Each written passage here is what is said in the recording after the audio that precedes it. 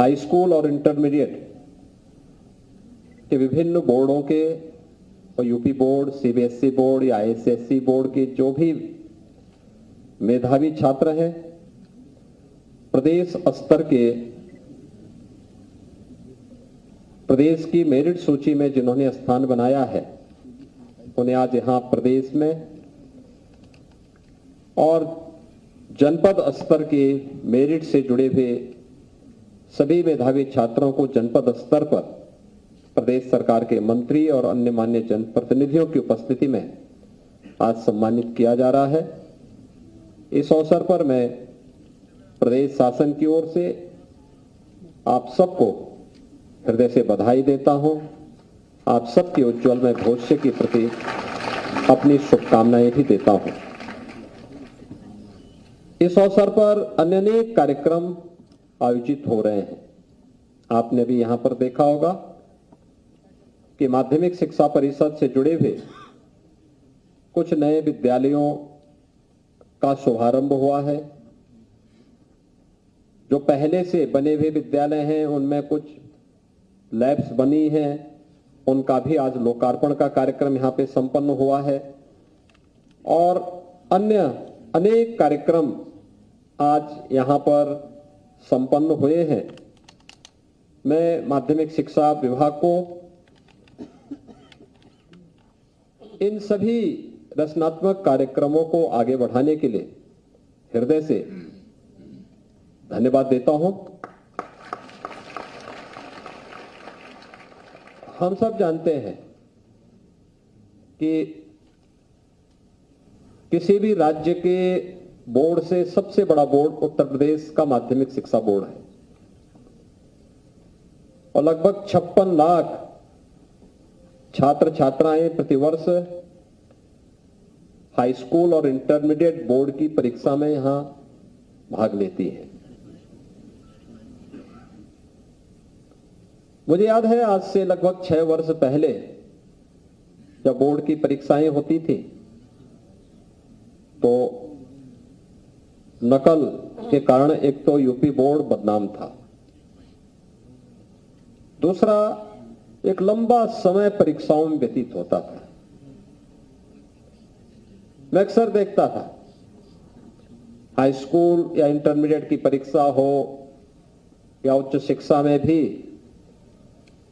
3-3 महीने तक परीक्षाएं होती थी। 3 महीने परीक्षा, 2 से 3 महीने परिणाम आने में लगते थे और 3 महीने फिर प्रवेश में लगते थे। तो 9 महीने तो 12 महीने में से 9 महीने तो इसी में व्यतीत हो जाते थे। तो शेष 3 महीने वे पर्व और त्योहारों में व्यतीत होते थे। तो पठन पाठन कब होता था ये देखने को बहुत कम मिल पाता था। मैंने उस समय विभाग को एक लक्ष्य दिया था कि क्या हम इन परीक्षाओं के कार्यक्रम को और सीमित कर पाएंगे। ये 3 महीने तक चलने वाली परीक्षाएं और 3 महीने तक आने वाले परिणाम को क्या 1 महीने तक हम सीमित कर सकते हैं। परीक्षा का मतलब छात्र छात्रा को परेशान करना नहीं होना चाहिए। उनके मूल्यांकन का एक सामान्य मूल्यांकन का एक आधार होना चाहिए और मूल्यांकन का आधार प्रताड़ना से नहीं, उसकी क्षमता, उसकी योग्यता को एक सामान्य परिस्थिति में हम तोल करके देख सकते हैं और परिणाम हमारे सामने आएगा। लेकिन सबसे पहली शर्त नकल विहीन परीक्षा होनी चाहिए। उसमें पारदर्शिता भी होनी चाहिए, उसमें शुचिता भी होनी चाहिए, लेकिन प्रश्न पत्र एक सामान्य प्रकृति का होना चाहिए जो उसका मूल्यांकन कर सके। इतना कठिन न हो कि जो परीक्षक है उसको स्वयं उसका उत्तर ना आता हो।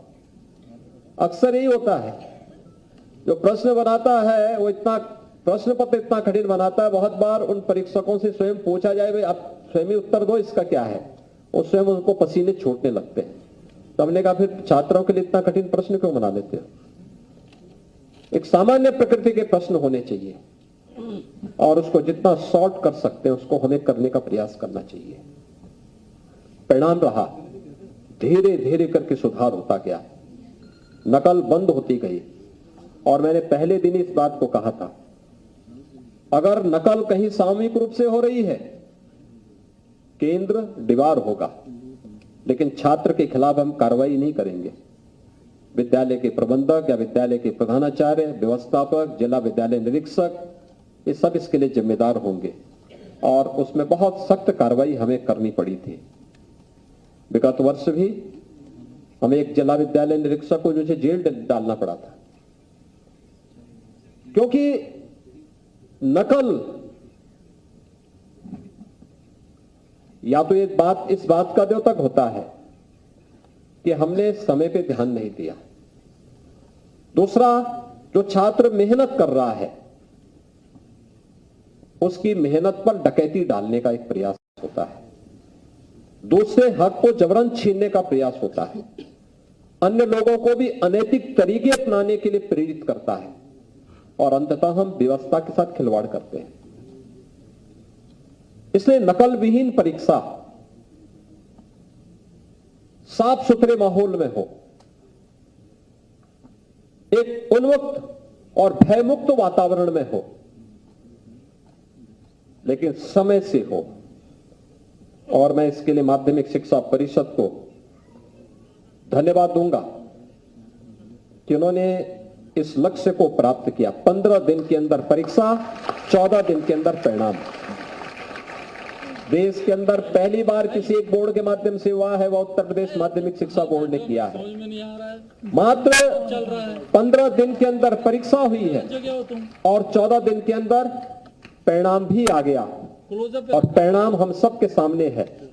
और वो परिणाम है कि इन एक महीने के अंदर के परिणाम को 56 लाख विद्यार्थी जिसमें भागीदार बने हो, उस कार्यक्रम को व्यवस्थित तरीके से संपन्न करने में हमें सफलता प्राप्त हुई। और यूपी बोर्ड का जब परिणाम आ गया, उसके बाद विभिन्न राज्यों के सीबीएसई बोर्ड के, आईसीएसई बोर्ड के परिणाम उसके काफी बाद में आए। इसलिए कार्यक्रम को इतनी देर में हम लोग करने के लिए इतना देर में करना पड़ा। लेकिन एक ये सुधार, यही रिफॉर्म है। अब हमने समय पे परिणाम दे दिया, अब सत्र भी समय पे आगे बढ़ पाएगा। हमारा प्रयास होना चाहिए 365 दिन के कार्यक्रम का शैक्षिक कैलेंडर तैयार करके हम अधिक से अधिक समय छात्रों को दें।